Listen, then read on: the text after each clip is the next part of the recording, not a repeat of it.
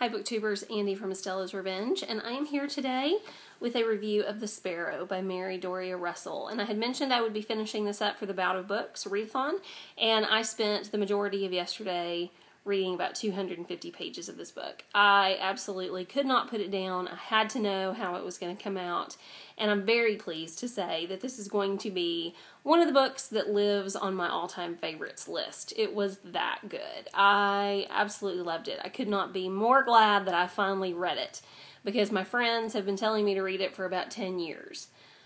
Unbelievable. So, yeah, I hope that I can be concise about the plot of this book, because it is quite complicated, but I'm going to try.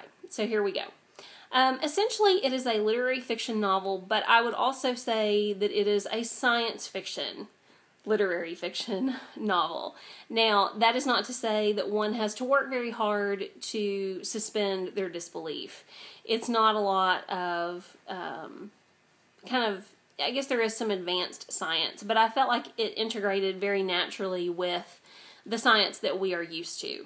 It is told more or less in 3 alternating stories, all centered around one character, a priest, a Jesuit priest named Emilio Santos. He becomes part of a group of friends when he works in Puerto Rico. They consist of Jimmy Quinn, who is a young astronomer at the Arecibo Radio Telescope. He is also friends with Anne and George Edwards. George is a retired engineer. Anne is a working doctor. And he also has a rocky start, but eventually does become friends with a woman named Sofia Mendez.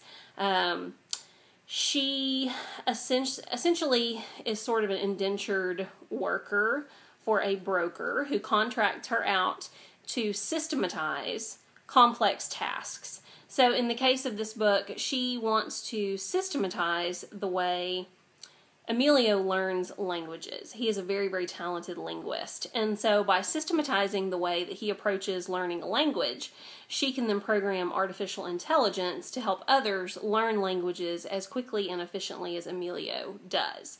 So Emilio is assigned to several different areas. He hops around and learns languages very quickly in quick succession, because the Society of Jesus, the Jesuits, do intend to kind of use his knowledge to help move along artificial intelligence in linguistics.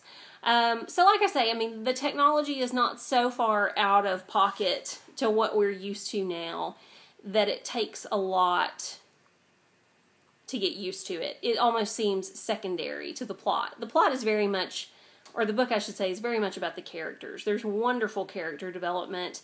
There is wonderful backstory to these characters, and the science fiction element just enhances a lot of the themes and struggles and conflicts taking place in this book.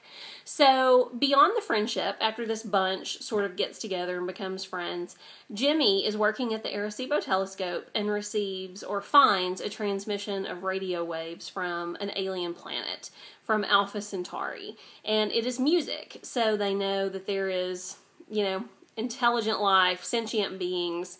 And it just so happens that the Jesuit, the Society of Jesus, is able to send these folks on a journey to Alpha Centauri. And so because they are such well-rounded interests and they cover such well-rounded fields, they are able to send this core group of friends together to another planet called Rakat.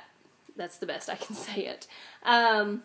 So yeah, that's the basic plot. That's the part of the plot that moves.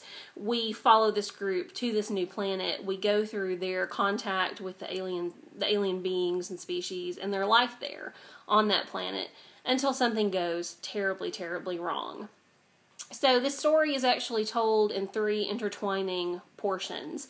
You have the year 2019, when they receive the radio waves from the other planet, when they receive that signal and start to put the mission together. According to the laws of physics, it would take about 17 Earth years for them to reach this planet, but because they are traveling near the speed of light, it would be a much, much shorter time period for them. I want to say something like 18 months or so. And so then the second plot line is them on that planet discovering, getting their bearings, making contact, going through all of the things that happen there. And then the third story, or the third bit, I suppose, that it alternates between is the year 2060. And it is made known from the very beginning of this book that Emilio is the only explorer from that journey who makes it back to Earth. The others are lost in various ways. And so Emilio is found in not flattering circumstances. His reputation is tarnished before he ever gets back to Earth.